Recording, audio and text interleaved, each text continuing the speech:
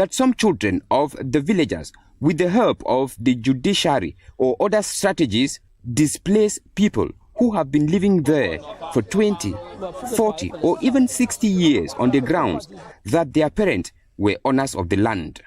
The shocking issue is that the administrative authorities were not informed. Nous sommes quand même des responsables. Je suis chef de cette unité administrative. J'ai des collaborateurs chefs d'unité de forces de maintien de l'ordre. Nous devons être au courant qu'il y a une opération de telle envergure dans notre unité de commandement. The divisional officer advised the protesting victims to assemble their complaint in a document for onward transmission to competent authorities. He highlighted that such moves from the judiciary is only aimed at disrupting public order.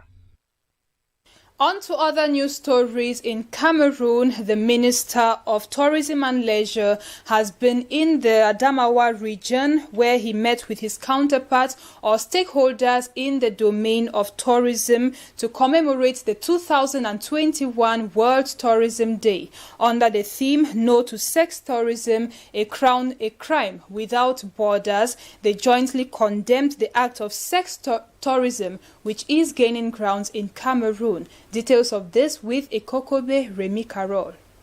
It was under the theme, No to Sex Tourism, a crime without borders, that the Minister of State, Minister of Tourism and Leisure, Bello Buba Maigari, commemorated this year's Tourism Day in Yaounde, Adamawa region of Cameroon. The minister, during a meeting with the officials of the tourism sector, called on administrative and judicial authorities, religious, political and associative personalities, as well as opinion leaders, operators and professionals in charge of tourism, to work hand in hand in order to fight against this alarming touristic activity. We are celebrating the World Tourism Day with a theme against sexual tourism.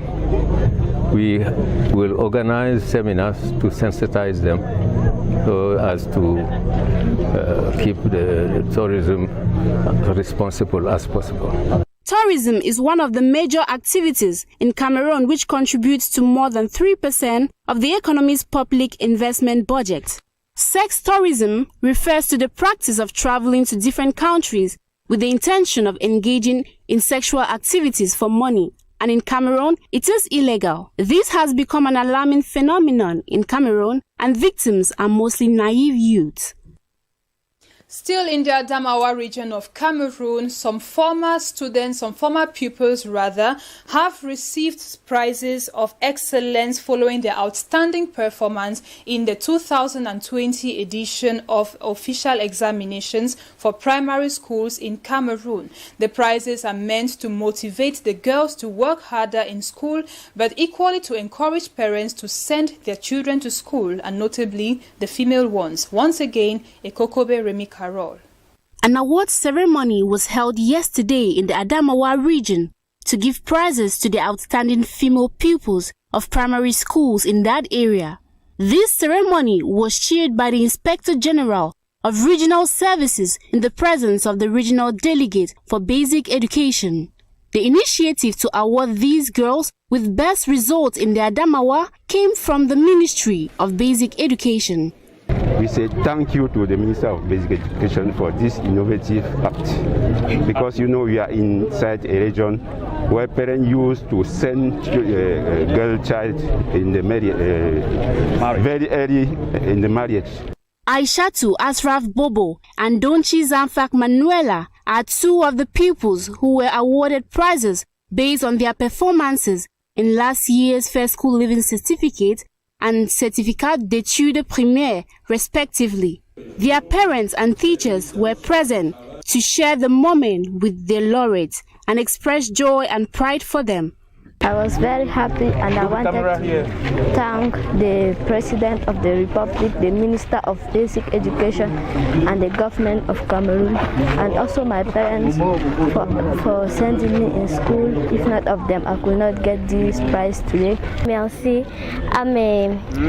au ministre d'avoir donné ces I thank the Minister of Basic Education for these prizes because it will push me to work harder. I think both boys and girls should be sent to school because we are the leaders of tomorrow. I am very happy to be here and very honored.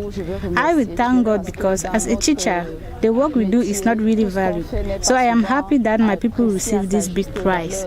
The academic awards of excellence will go a long way to boost the enrollment rate of girl children in the part of the country where they are mostly left behind when it comes to education. Now let's take a look at the sad face of an important road in the central region of Cameroon, notably the one leading from the town of Yaounde to Okola, which is in the Lekkie division. Our regional correspondent over there, Ate Bonaventure, after plying the roads recently, now recounts the plight of the drivers and road users in general. His report. Uneasy ride for drivers plying the Yaounde-Okola motorway. Vehicles gallop here and there as they enter in and out of fissures and potholes.